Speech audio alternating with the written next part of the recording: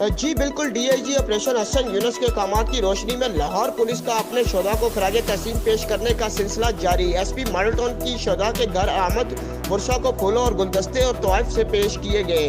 शहीद DSP Tariq combo, शहीद sub inspector Mossadegh, head constable Rashid Mehnaz शहीद के घर आमद, कांस्टेबल रोहिल शहीद, कांस्टेबल अमीर गनी और कांस्टेबल हफीज शहीद के वर्षा से मिले।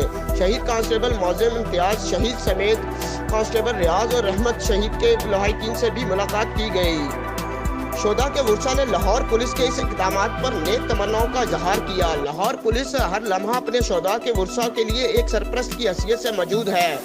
पुलिस की तारीख फराइज की खातिर जान कुर्बान करने वाले सपूतों से भरी पड़ी है।